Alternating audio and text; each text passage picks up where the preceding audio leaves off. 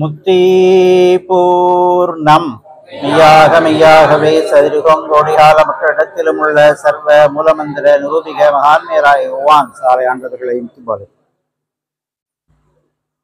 அளவிலா வெகு காலம் எப்பூமியில்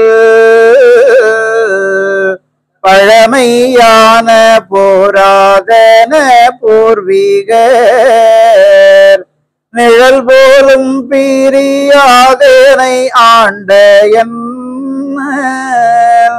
நிழல் போலும் பிரியாதனை ஆண்ட என் தலையில் என் குரு தாழ்வாழி வாழியே.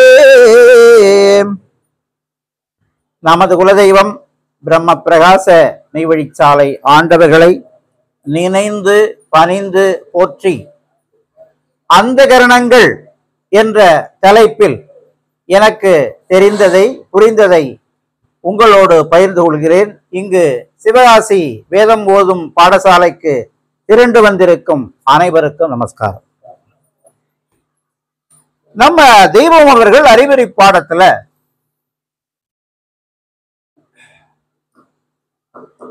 நம்ம தெய்வம் அவர்கள் அறிவு பாடம், அது பேரே அறிவு பாடம். பஞ்சபூதங்களும் எதுங்க? பஞ்சபூதம் நிலம், நீர், தீ. இது ஒரு வரிசையை தெரிஞ்சுக்கோங்க. நிலம், நீர், தீ, காற்று, ஆகாயம். இதுதான் வருஷப்பாடு. நிலம், நீர், தீ, காற்று, ஆகாயம். ரைட். பஞ்சபூதங்களும் பார் பொறி ஐந்தும் ஆறு ஆதாரம் அறுசுவையுடனே அறிவது தன்னில் ஆசாந்தன் இடத்தை. இருக்கா இல்லையாங்க? என்ன சிவாசிக்காரங்க சொல்ல மாட்டேங்கிறாங்க? இருக்குன்னு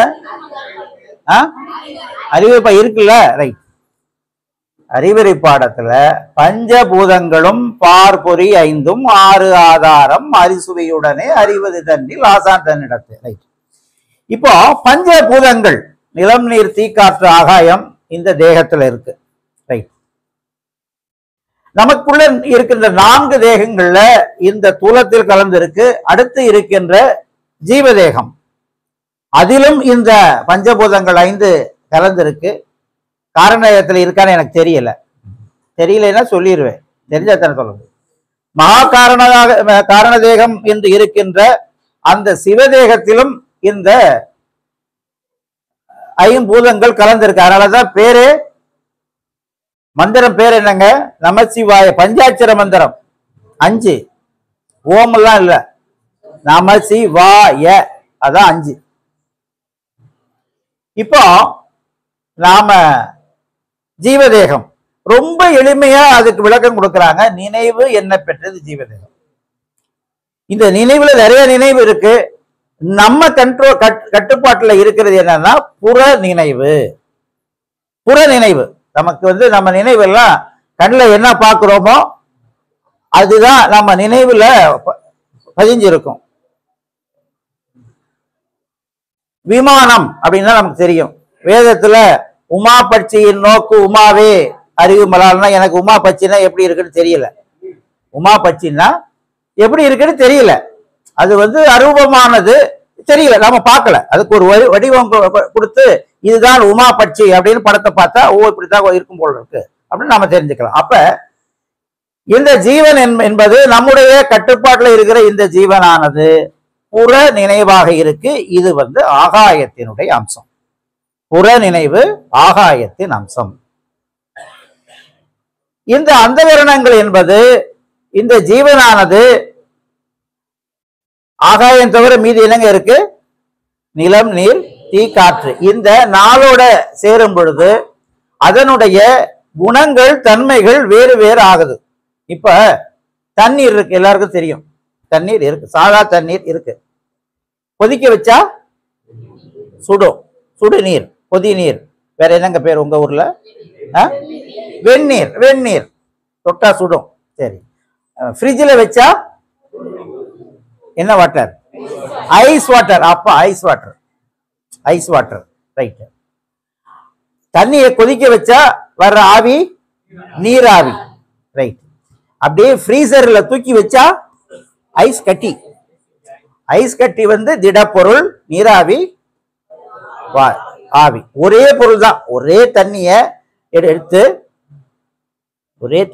இன்னும் சில வீட்டுல போர் தண்ணி வர்றது உப்பா இருக்கும், குடிக்க முடியாது.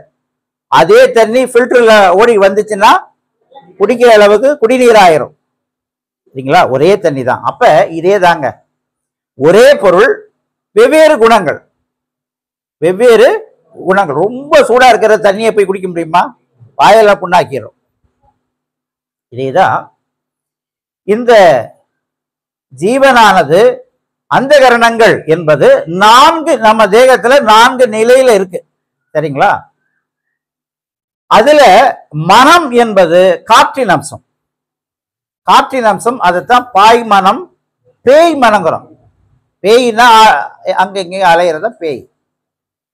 மனம் என்பது காற்றின் அம்சம். அடுத்தது தீயினுடைய அம்சம் என்னன்னா புத்தி. தீயினுடைய அம்சம் புத்தி. நீருடைய அம்சம் சித்தம். நீருடைய அம்சம் சித்தம். நிலத்தினுடைய அம்சம் அகங்காரம். இப்ப 4 இருக்கு: மனம், புத்தி, சித்தம், அகங்காரம். இப்ப 4ல எது வந்து ஞானத்துக்குரியதுங்கிறது நீங்க சொல்லுங்க. 4 ஏதோ ஒண்ணு சொல்லுங்க, உங்க நினைவுல இருக்கிறத. புத்தி தான் ஞானத்துக்கு உள்ளது அப்படின்னு நீங்க சொல்றீங்க. சரி, நீங்க வேற யாராவது? சித்தம். எத்தனை பேர் சித்தம் சொல்றீங்க? ஒரு 10 பேர் வச்சுக்கிடுவோம். 10 பேர் சித்தம் சொல்றாங்க. சரி, மனம் யாரும் சொல்லலையாங்க? மனம் அலபாய். ரைட்டுங்க, ரைட். ஸோ மெஜாரிட்டி சித்தம் நாச்சு. இப்ப நாம முதல்ல மனத்தினுடைய தன்மை என்ன அப்படின்னு பார்க்கிறோம். பாய்மன வீட்டில் பேகோடி இருக்கும் பேரறிவடிமை அங்காகும். பாய்கின்ற மன வீடு. பேர் என்ன? பாய்கின்ற மன வீட்டுல என்ன இருக்குன்னா பேய் இருக்கு. பேய்குடி இருக்கும். அங்க என்ன ஆகுது? நமக்குள்ள இறைவன் கொடுத்த, இறைவனை அறிவதற்காக கொடுத்திருக்கின்ற அந்த 6வது அறிவை, தன்னை அறியும் தனி அறிவை இந்த மனமான பேய் அடிமையாக்கிறது. அப்ப அது சொல்றதெல்லாம் கேட்காது. அப்ப நம்ம தேகத்துல மனம், புத்தி இல்ல, அகங்காரம், இது 3ம் அறிவை அடிமைப்படுத்தி வச்சிருக்கு. ஏன்னா புத்தி வந்து ஈஸியா கெட்டுரும். நம்ம சொல்றோம் புத்தி கெட்டவன் சொல்றோம். புத்திசாலியா இருக்கலாம். இப்ப நாமெல்லாம் புத்திசாலிகள். ஏன்னா துலந்தாங்கி வந்த தெய்வம் இவங்க தான் தெரிஞ்சுக்கிட்டோம். புத்திசாலித்தனம் இருக்குல்ல, புத்தி கூர்மை இருக்குல்ல. உலக மக்களுக்கு தெரியல. இன்னும் வந்து உருவத்தை தான் சாமி அப்படின்னு கும்பிட்டு இருக்காங்க. இன்னும் உருவத்தை தான் சாமி. இன்னும் நம்மள பார்த்து என்ன கேட்பாங்க? என்னங்க மனுஷரை போய் சாமின்னு கும்பிடுறீங்க, மனுஷரை போய் சாமின்னு கும்பிடுறீங்க. ரைட். அப்ப இந்த மனமானது நமக்குள்ள இருக்கின்ற பேயி அறிவை அடிமைப்படுத்துறது. அதனால மனத்தை கொண்டு ஒருவரால் இறைவனை அறிய முடியுமா, அடைய முடியுமான்னு அடைய முடியாது. மனத்தை கொண்டு அறிய முடியாது. இப்ப நம்ம கிட்ட இருக்கிற மனம் எப்படி இருக்குன்னா குரங்கா இருக்கு. மனம் குரங்கு. நம்ம மனம் ஏன் மனம்? சரிங்களா? ஏன்னா ஒரே நேரத்துல நிறைய நினைக்குது. ஒரே நேரத்துல நிறைய நினைக்குது. ஆலயத்துல தெய்வ ஊழியம் செய்கின்ற அனந்தருடைய மனம் குரங்கு இல்லைங்க. மனம் வந்து குதிரை ஆயிடுச்சு. மனம் வந்து குதிரை ஆயிடுச்சு. அந்த மனமானது குதிரையானனால இதான் நேரமா அந்த காலையிலயா பஞ்சனைக்கு வராங்க, அப்புறம் மதிய வணக்கம், மாலை வணக்கம், இரவு வணக்கம், எல்லாத்துக்கும் அவங்க பாட்டுக்கு வர்றாங்க, வணங்குறாங்க, போறாங்க. யாரை பத்தியும் குறை சொல்றது இல்லை. நாம வந்தோமா, தெய்வத்தை வணங்கினோமா, தெரிஞ்சவங்க யாராவது கேட்டா தெய்வத்தை பத்தி பேசுறோம். அதாவது குரங்குக்கு எங்கேயாவது கடிவாளம் போட்டிருக்காங்களாங்க? குரங்குக்கு போட முடியாது. குதிரைக்கு தான் கடிவாளம் போடலாம். அப்ப நம்ம கிட்ட இருக்கின்ற மனக்குரங்கை நாம மன குதிரையாக்கணும். மன குதிரையாக்கணும். இப்ப நாம இங்க இருக்கோம், இங்க எத்தனை பேரு மன குரங்கா இருக்கு, எத்தனை பேருக்கு மன குதிரையா இருக்குன்னு எனக்கு தெரியாது. ஆனா எனக்கு இப்ப மன குதிரையா தான் இருக்கு. ஏன்னா பழச நினைச்சா பேச முடியாது. ஒரே என்ன பேசணும்னு படிச்சு வச்சிருக்கோமோ அதை மட்டும் சிந்திச்சாதான் அடுத்து பேச முடியும். அப்ப நாம நம்ம மனம் எப்பொழுது மன குதிரையாக ஆகும்னா எப்ப தெய்வம் அவர்களை நினைக்கிறோமோ, தெய்வ வேதத்தை எடுத்து படிக்கிறோமோ அப்பதான் குதிரை ஆகும். இறைவன் சிவபெருமான் எங்க இருக்காருன்னு கேட்டீங்கன்னா கைலாயம். லாயம். லாயம் என்பது குதிரை கட்டுற இடத்துக்கு பேரு லாயம். குதிரை கட்டுற இடத்துக்கு லாயம். தெய்வமும் வாசி என்ற குதிரையின் மீது ஏறி சவாரி பண்றாங்க. இப்ப நாமெல்லாம் கைலாயத்துக்கு போகணும். அதுக்குத்தான் தெய்வத்தை வணங்குறோம். நாம கைலாயத்துக்கு போறதுக்குதான் தெய்வத்தை வணங்குறோம். ரைட். அப்ப நம்ம மன குரங்கா இருந்தா குரங்க லாயத்துல போய் கட்ட முடியுமா? எங்கேயும் குரங்க கட்டி வளர்க்கறது இல்ல. அது மரத்துல தாவிக்கிட்டே கிடக்கு. இந்த சாலையிலேயும் தொல்லை இப்ப குரங்கு தான். வெளியில தரிசனத்துக்கு தாம்பானம் வச்சுட்டு நீங்க போனீங்கன்னா அது தெய்வத்துக்கு போகாது, சந்நிதிக்கு போகாது, குரங்கு தான் போகும். இதுதான் இன்னைக்கு நிலைமை. சரிங்களா? அப்ப நம்ம கிட்ட இருக்கிற மனக்குரங்கையெல்லாம் நாம மாத்தி மன குதிரையாக ஆக்க வேண்டும். அப்ப இதுக்கு கடிவாளம் போட வேண்டும். தெய்வம் என்னென்ன சட்ட திட்டங்கள் கடைபிடிக்கணும் அப்படின்னு நமக்கு வேதத்துல அறிவிச்சிருக்காங்களோ, அப்பப்ப நம்ம ஆலயத்திலேயும் இதெல்லாம் கடைபிடிங்கன்னு சொல்றாங்களோ, நமக்கு ஒண்ணும் இல்லைங்க. அனந்தர்கள் என்ன செய்யறாங்களோ அதை அப்படியே பார்த்து நடந்துக்கிட்டா போதும். ஒன்னும் ரொம்ப சிந்திக்கிறதுக்கெல்லாம் ஒண்ணும் இல்லை. தெய்வம் எப்படி பாருங்க, முழு காஷாயம் அணிந்து, அதாவது உபதேசம் பெற்று முழு காஷாயம் வாங்கினவங்க தான் முன்னால் நிக்கிறாங்க. காஷாய தீட்சை மட்டும் வாங்கி வெள்ளை பஞ்சகச்சம் கட்டுறவங்க அவங்களுக்கு பின்னால்தான் நிக்கிறாங்க. இது தெய்வம் எடுத்து வச்ச நடைமுறை, இன்னைக்கும் பின்பற்றிட்டு இருக்காங்க. சரிங்களா? இது போலதான் ஒவ்வொன்றும் என்ன நடைமுறை அப்படிங்கிறத தெய்வம் நமக்கு எடுத்து வச்சிருக்காங்க. இப்போ அகத்தியர் இப்ப நாம சிம்பிளா பார்த்தோம். மனக்குரங்க மனக்குதிரையா ஆக்கி ஆகணும், வேற வழி இல்லை. இல்லது சொர்க்கத்துக்கு போக முடியாது. குரங்கா இருந்தா நரகத்துக்கு போலாம். எண்ணம் பல கோடியதாய் விரிந்தே மண்ணும் பல உயிர்கள் எல்லாம் யமவாய்க்கு தான். இன்னைக்கு உலகத்துல உள்ள மக்கள் ஏன் யமன்ட்ட போறாங்க? எண்ணம் பல கோடியதாய் விரிஞ்சிருச்சு. நமக்குள்ள இருக்கின்ற இறைவன் யாரு, அதுக்கு ஒரு மெய்குரு வேணும், மெய் தெய்வம் வேணும் அப்படின்னு தேடல.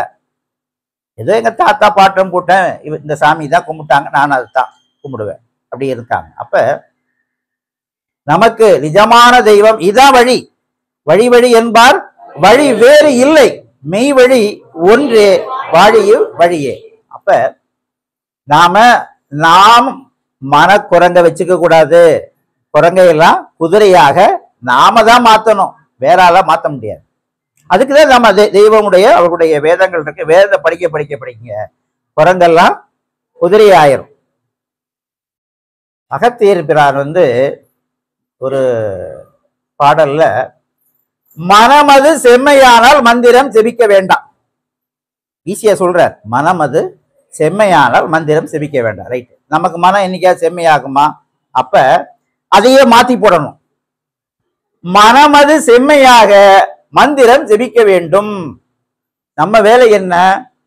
மனமது செம்மையாக மந்திரம் ஜெபிக்க வேண்டும். அதுக்குதான் நம்ம தெய்வம் அவர்கள் 1970 மூலமந்திரத்தை பகிரங்கமாக எல்லாரும் சொல்லலாம்.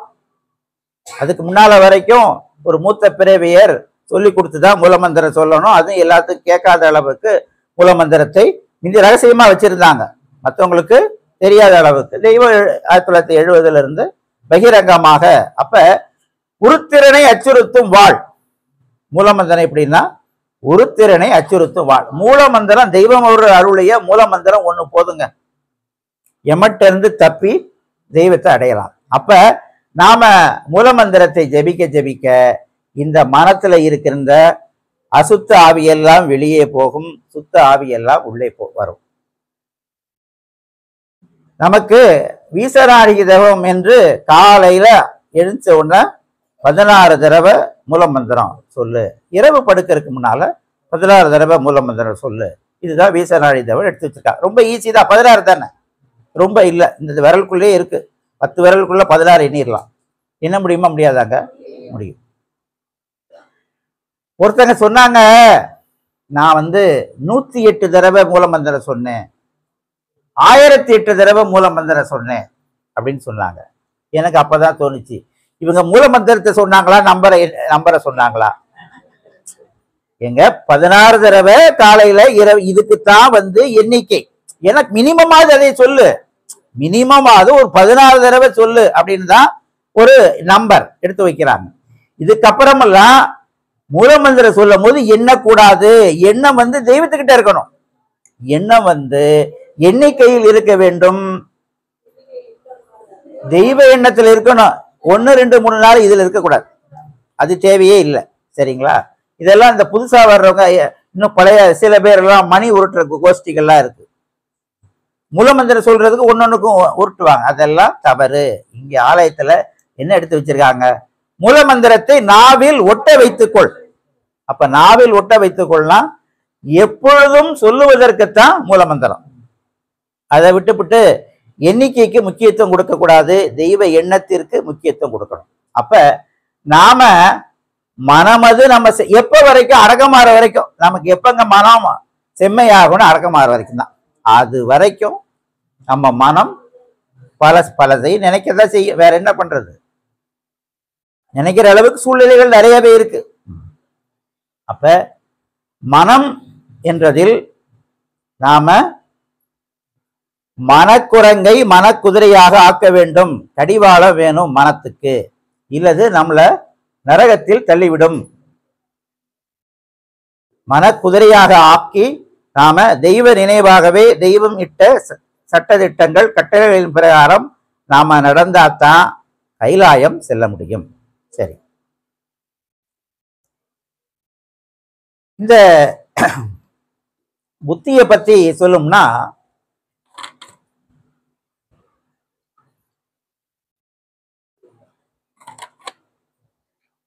ஒரு சின்ன கதை உங்களுக்கெல்லாம் தெரிஞ்சிருக்கும்.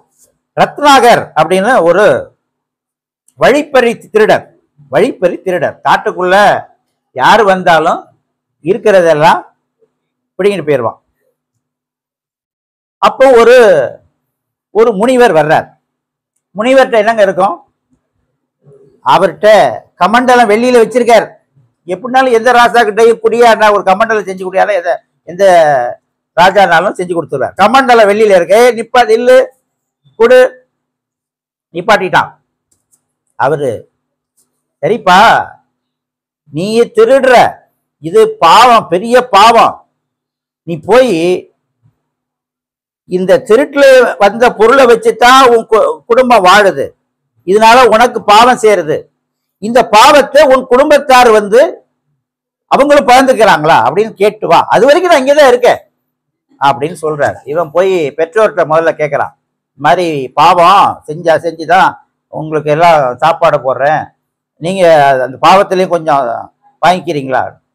எப்பா, நான் சின்ன வயசுல நீ சின்ன பிள்ளையா இருந்த போது உன்னை நல்லபடியா நாங்க தான் வளர்த்த உழைச்சி, எங்களுக்கு வயசான காலம் இப்ப முடியல, எங்களை காப்பாற்ற வேண்டியது உன்னுடைய கடமை, அதனால எங்களுக்கே எவ்வளவு பாவம் இருக்குன்னு தெரியாது, உன் பாவத்தையும் சேர்த்து வாங்க முடியாது அப்படின்னு பெற்றோர் சொல்லியாச்சு. மனைவியும் பார்த்தா, மனைவியும் எங்க உங்களை நம்பி என்னைய நீங்க காப்பாற்ற வேண்டிய உங்க கடமை, பாவத்தை எல்லாம் பங்கு கொள்ள மாட்டேன். பிள்ளைங்களை என்ன செய்யும்? யாரும் பாவத்தில் பங்கு கொள்வதற்கு தயாராக இல்லை. என்னடா அது, நாம பொருளுக்கு மட்டும் சரிங்கிறாங்க, பாவத்துக்கு மட்டும் மாட்டேங்கிறாங்கன்ன உடனே அவரு குடும்பத்தையே வெறுத்து அந்த முனிவர்களுடைய பின்னால போய் ஞானி ஆயிட்டார். அவர் யாருன்னா, அவர் தான் வால்மீகி ரிஷி. அவருடைய சமாதி ஸ்தலம் தான் சால்மல் குளம் எனும் சீதளை பொய்கை, திருப்புத்தூர்ல அவருடைய சமாதி ஸ்தலம் இங்கதான் இருக்கு. அப்ப இந்த புத்தி என்பது தீயினுடைய அம்சம். புத்தி என்பது தீயினுடைய அம்சம். இப்ப இது இருக்குங்க, இது என்ன திருமுகம், ரைட்டுங்களா? இப்ப இதுல தண்ணி ஊத்துனா என்ன ஆகும்? நனையும். தண்ணி ஊத்துனா நனையும், அப்படியே இருக்கு. ஆனா காய வச்சா காஞ்சி அதை எடுத்து அப்படி இருக்கும். இதையே தீ வச்சோம்னா சாம்பல் ஆயிரும், இதுவே இருக்காது. அப்ப தீயினுடைய தன்மை என்னன்னா எல்லாத்தையும் சாம்பலாக்கி அழிச்சிடும், அது என்னன்னே தெரியாத அளவுக்கு. அது போல நம்ம கிட்ட இருக்கின்ற அந்த புத்தி கெட்டு போய் தான் நாம பிறருக்கு துன்பம் பண்றோம். பஞ்சமா பாதகம் என்னங்க? பொய், கொலை, களவு, கள், காமம். இந்த 5க்கும் என்ன காரணம் அப்படின்னு பாத்தீங்கன்னா புத்தி கெடுறதுதான். அதாவது நாம அடுத்தவன் பொருளை திடுறது. அப்ப இது புத்தி கெட்ட செயல். இதனால என்ன வருது? பாவம் வருது. பாவம் வருதுன்னு தெரியாம செய்யறது. ஆக நாம புத்தியால் செய்யக்கூடிய அனைத்தும் கெட்ட செயல் தான் செய்யறது. புத்தியால கெட்ட செயல். எனக்கு புத்தி கெட்டுதான்.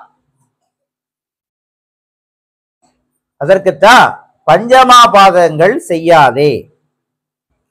இது எல்லாமே பஞ்சமா பாதகங்கள் செய்தால் கடைசியில பாவத்தின் சம்பளம் மரணம். பாவம் பண்ணிக்கிட்டு இருந்தா மரணம். அப்ப இந்த புத்தி என்பது பிறரை கெடுத்து தானும் கெட்டு போகக்கூடியதாக இருக்கு. ஆகவே புத்தியின் வழி செல்லக்கூடாது. சித்தம் நாம பார்த்ததுல சித்தம் என்பது நீரினுடைய அம்சம். நீருடைய தன்மை என்னன்னாங்க உயர்ந்த இடத்துல இருக்காது. நீங்க எங்க ஊத்தி விட்டாலும் எங்க தாழ்மையாக இருக்கோ அங்க பாஞ்சிரும். இதுதான் நீருடைய தன்மை. அதை போல நம்முடைய ஜீவனானது தாழ்ந்து இருக்கின்ற நிலை, அதுக்கு பேர் தான் சித்தம். தாழ்ந்து இருக்கணும். இன்னைக்கு தாழ்ந்து இருக்கனாலதான் இங்க வர்றோம். நாம தெய்வம் தான் பெருசு, அவங்கள வணங்கணும். குடிச்சங்கம் தேட தேட கோதருந்திடும். வீட்டுல இருந்தே படிக்கலாம். ஆனா இங்க குடிச்சங்கம் தேட தேடணும். மாசம் ஒரு தடவையாவது நாம இங்க கூடணும் வரணும்.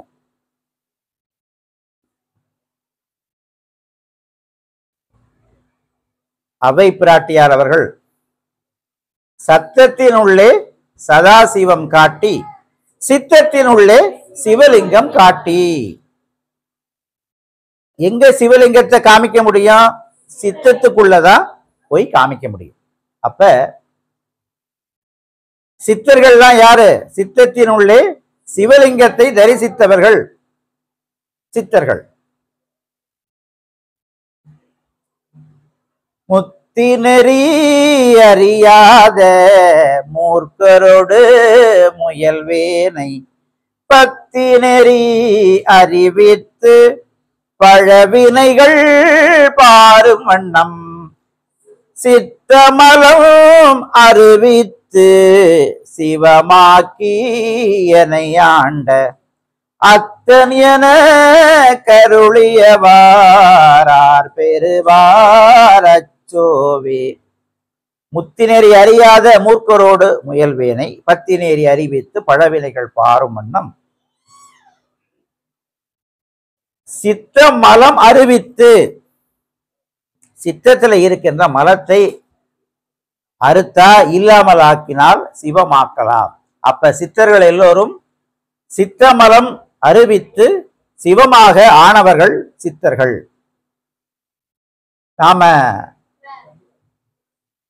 நம்ம தெய்வம் அவர்கள் தான் மெய்ப்பொருள். நம்ம தெய்வம் அவர்கள் தான் மெய்ப்பொருள். அதாவது மெய் என்பது இறைவன். அந்த இறைவனை நாம அடையணும் என்றால் ஒரு பொருள் வேணும். இறைவனை அறியணும் அடையணும்னா ஒரு பொருள் வேண்டும். அந்த பொருள் தான் மெய்ப்பொருள். அதுதான் தெய்வம். மெய்ப்பொருள் முன்னே ஆகாயத்தில் அருவமாக இருந்தது. இப்போது அது உனக்காக உன் போல் கைகால் அங்கங்களுடன் உன் பூமிக்கு வந்து உள்ளது. அப்ப யாரு மெய்ப்பொருள்? நம்ம தெய்வம் தான் மெய்ப்பொருள். அதனால மெய்ப்பொருள் அடைக்கலப்பா. மெய்ப்பொருள் அடைக்கலப்பா. மெய்ப்பொருள்ல நாம சரணாகதி அடைகிறோம். அடைக்கலம் காவற்பாடு தேடுகிறோம். அதுல மெய்ப்பொருள் அடைக்கலப்பா. நிதி நிறைந்த பரம்போருளே பரம்போருளே நித்தம் என் சித்த தூரைந்தவரே.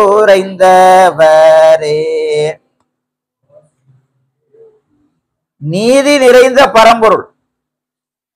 நீதி என்பதற்கு தெய்வம் மரணக்குளிரை நீக்கின்ற தீ நீதி. இந்த மரணம் என்ற குளிரை நீக்குகின்ற அந்த தீ, அந்த நீதி, அந்த அருட்பெருஞ்சோதி நம்ம தெய்வம் ஒருத்தங்க தான். அப்ப அந்த பரம்பொருள் நீதி நிறைந்த பரம்பொருளே நித்தம் என் எங்க இருக்காங்க? நம்முடைய சித்தத்தில் இருக்கின்றார்கள். அப்ப நம்முடைய சித்தமா நாம மனமாக இருக்கக்கூடாது, மனமாக பாய்மனமாக பேய் மனமாக இருக்கக்கூடாது. புத்தி கெட்டு போய் அடுத்தவங்களை எப்படி கெடுக்கிறது அப்படின்னு சொல்லி பிறரையும் கெடுத்து தானும் கெட்டு போகக்கூடாது. அடுத்து அகங்காரம் எனக்கே எல்லாம் தெரியும் அப்படின்னு அகங்காரமாகவும் இருக்கக்கூடாது. அப்ப நாம எப்படி இருக்கணும் என்றால் சித்தமாக இருக்க வேண்டும். நாம நம்முடைய மனநிலை தாழ்ந்து இருக்க வேண்டும். நம்ம மனநிலை தாழ்மை தகமை நமக்கு வேண்டுங்க. அதுக்குத்தான் ஞானம் பெறுவதற்கு குரு கிட்ட உடல் பொருள் ஆவியை தத்தம் செய்து விடுகிறார்கள். அப்ப இந்த உடம்பை தத்தம் பண்ணிட்டா எனக்கு பசி எடுக்குதுன்னு அப்படின்னா அந்த சீடர் கேட்க கூடாது. உடம்பை தத்தம் பண்ணிட்டார். பொருளாகிய வாக்க தத்தம் பண்ணிட்டார். அப்ப இவர் இஷ்டத்துக்கு இவர் நினைச்சதை பேசக்கூடாது. குரு என்ன சொல்லி கொடுக்குறதோ அதான் பேசணும். ஆவி இவருடைய ஜீவனை தத்தம் பண்ணிடுறார். இவர் இஷ்டத்துக்கு நினைக்க கூடாது. குரு என்ன நினைக்கிறாரோ அதான் நினைக்கணும். அப்ப இந்த ஞானத்திற்கு முக்கியமே உடல் பொருள் ஆவியை தத்தம் செய்தல். அப்ப நாம உடல் பொருள் ஆவியை தத்தம் பண்ணாட்டியோ நம்ம நினைவை தத்தம் பண்ணிடலாமே. நம்ம நினைவை என்ன தெய்வ நினைவு என்னவோ அதை அப்படியே நாம பேசலாம் இல்லைங்களா?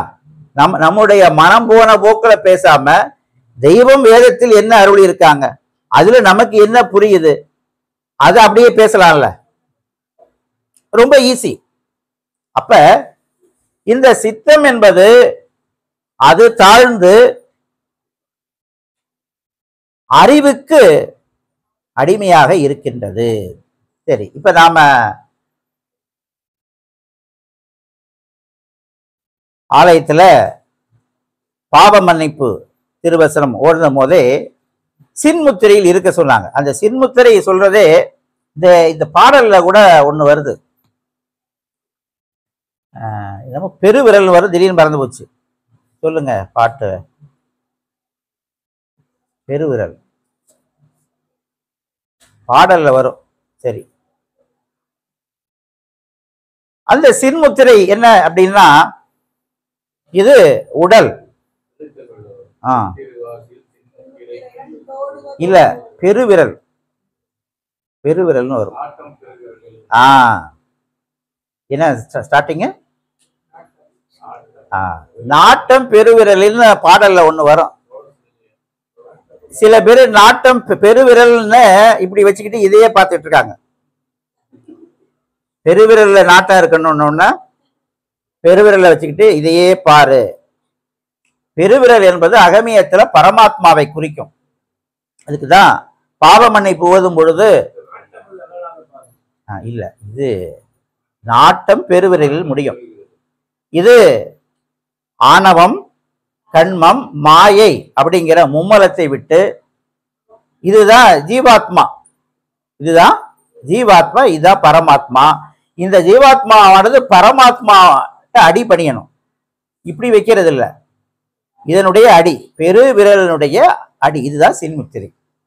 அப்ப நாம ஜீவாத்மா, ஜீவர்கள், நாம பரமாத்மாவையே நம் தெய்வம் அவர்களை அடி பணிய வேண்டும். அப்ப அடி பணியணும்னா நாம தாழ்மை தகையோடு இருக்கணும். என்ன சொன்னாங்க? அதுதான் கொங்கத்தனமாக கூமட்டைத்தனமாக நம்பி நடப்பாயானால் பிழைப்பாய், உயிர்த்தி மோட்டத்தனத்தில் போவாயானால் நிச்சயம் சாவாய். அதையும் கொடுத்துட்டாங்க. அப்ப நாம நம்முடைய சித்தமானது, நம்முடைய எண்ணம் தாழ்மை தகைமையா தெய்வம் என்ன அருளி இருக்கிறாங்களோ அதை அப்படியே கடைபிடித்தல் அப்படிங்கிறத நாம பழக வேண்டும். சரி, இன்னைக்கு நிறைய பேர் புதுசா வர்றவங்களுக்கு இந்த ஆணவம் என்பது அதாவது மனம், புத்தி, சித்தம், அகங்காரம். இந்த அகங்காரம், ஆங்காரம் இதெல்லாம் அதுக்கு பேரு. அதெல்லாம் அந்த மும்மலத்துல ஆணவத்தினுடைய வெளிப்பாடு. ஏன்னா நிலத்தினுடைய அம்சம், நம்முடைய நினைவு நிலத்தோட அம்சம் ஆகும் பொழுது அதுக்கு பேர் ஆங்காரம். இந்த ஆங்காரம் இன்னைக்கு மெய்வழிக்கு நிறைய பேர் வராததுக்கு என்ன காரணம்னா ஆங்காரம் தான். ஏன் சாமி பெருசு, நாங்க புதுசா எந்த சாமியும் தேட மாட்டோம். நாங்க புதுசா அதுவும் உங்க சாமி என்னங்க, வெறும் குடிசையில இருக்காங்க. எங்க சாமி தெரியுமா, எவ்வளவு பெரிய கோபுரம், கோயில், எவ்வளவு வேலைப்பாடு. நீங்களும் எங்க சாமின்னு கூட்டிட்டு போறீங்க. இதெல்லாம் எங்க ஊரு கட்சிக்காரங்க போடுற கொட்டாயை கூட இப்ப தகர கொட்டாயை போடுறோம். நாங்க கட்சி மீட்டிங்க்கு தகர கொட்டாயை போடுறோம். இந்த குடிசையில எல்லாம் போடுறது இல்ல. உங்க சாமி ஏழை சாமி, எங்க சாமி எல்லாம் பணக்கார சாமி. பல நாள் வரிசையில நின்று திருப்பதி வெங்கடாஜலபதியை வரிசையில் நின்று எல்லாரும் வழிபடுறாங்க. உங்க சாமி என்னங்க அப்படியே போறீங்க, வணங்குறீங்க, வர்றீங்க. ஆணவம் தான் பெருசு. அப்ப இன்றைக்கு உலக மக்கள் மெய்யான தெய்வம், மெய்யான குரு தேடாத காரணம் அகங்காரம். தனக்கே எல்லாம் தெரியும், நீங்க என்ன சொல்றது எங்களுக்கு தேவையில்லை. அப்ப நாமளும் இப்ப புதுசா வர்றவங்க இந்த மெய்வெளியில என்ன பண்றாங்க, அந்த அகங்காரம் இருக்கு. உங்களுக்கு தெரியாத நான் படிச்சுக்கிட்டேன், தெரிஞ்சுக்கிட்டேன். உங்களுக்கு தெரியாத நான் படிச்சுக்கிட்டேன். இப்படி சொல்வது அகங்காரத்தின் வெளிப்பாடு. உங்களுக்கு என்ன தெரியுதோ நீங்களே வச்சுக்கோங்க. யாரு கேட்டா? யாரும் கேட்கல. வேதத்தில் என்ன இருக்கிறதோ அதை அப்படியே பேச வேண்டும். தெய்வாதுக்குத்தான் எம் எண்ணத்திற்கு மாறாக பேசினால் எண்ணினால் பாவமே வரும். நிறைய பேருக்கு இந்த வாக்கியம் தெரியறது இல்லை. வாய்க்கு வந்ததெல்லாம் விட்டு ஓட்டுறாங்க. வாயில் வந்ததை விட்டு ஓட்டினா தெய்வங்களுடைய ஆலவாயிலிருந்து வந்ததைத்தான் விட்டு ஓட்டணும். வாயில் வந்ததை விட்டு ஓட்டு. இந்த மெய்யை பற்றி பேச வேண்டும் என்று நினைக்கிறாய, இந்தா எம் உத்தரவு, நீ பேசு, உன் நாவு பேசும், நாம் உன் நாவில் நின்று பேசுவோம். அப்ப அவங்க நம்ம நாவில் இருந்து பேசுறோம், நம்ம அவங்க வேஸ்ட் எடுத்து படிச்சு பேசினா தானே நாவில் இருந்து பேசுவாங்க. நம்ம மனம் போக்குல மனசுல என்னெல்லாம் வந்திருக்கோ, மனசுல உள்ளதெல்லாம் பேசினா அதுதான். இந்த அச்சம் நமக்கு வேண்டும். எம் எண்ணத்திற்கு மாறாக பேசினால் எண்ணினால் பாவமே வரும். நாம அப்படியே நான் பேசுறேன் பாத்தியா, உன்னால பேச முடியாத நான் பேசுறேன்னா நீ தப்பு தப்பா பேசுற, உனக்கு பாவம் தான் வரும். இந்த அச்சம் வேண்டும். கரெக்டா பேசினா மார்க்கு, தப்பா பேசினா ரிமார்க்கு, இல்லையா பாவம். இந்த நம்ம கிட்ட ஆணவம் கூடாது. அதுதான் தெய்வம் நிறைய வாக்கியங்கள்ல இவங்கெல்லாம் வரல, வரணும், மெய்யான தெய்வத்தை தெரியலையே அப்படின்னு நமக்கு அவர்கள் மேல் என்ன வரணும், அவங்களும் வரணும் அப்படின்னு நினைக்கல. இதுங்களுக்கெல்லாம் வராது அப்படின்னு நாம நினைச்சா, தெய்வம் யாரையும் பாவி என்று சொல்லாதே அப்படின்னு நமக்கு எது கொடுத்திருக்காங்க. அந்த கடைசி நேரத்துல கூட தெய்வம் அவர்களை நம்பி வணங்கி அவர்கள் முக்தி அடைவதற்கு வழி தெய்வம் வச்சிருக்காங்க. ஆகவே இந்த கலியுக கடைசியில நாம இருக்கோம். டெய்லி எடுத்தா இஸ்ரேலுக்கும் ஈரானுக்கும் சண்டை. நான் அதைத்தான் என் மனம் அப்படித்தான், நான் தான் குரங்கு மனத்தை வச்சிருக்கேனே.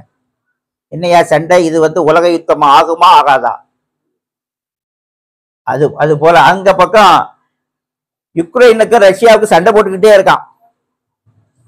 இப்படி இந்த காலம் கடந்த கலிக்கடையில் நாம நம்மள இந்த மெய் வழியில் மெய்யான பாதையில் இருந்து விலக்கக்கூடிய நிறைய வழிகள் இருக்கு. சில பேர் பேசினதெல்லாம் யூடியூப்ல கேட்டா எனக்கு தலையதான் சுத்துது. ஏன்னா அவங்க வாயில் வந்ததையெல்லாம் விட்டு ஓட்டுகிறார்கள்.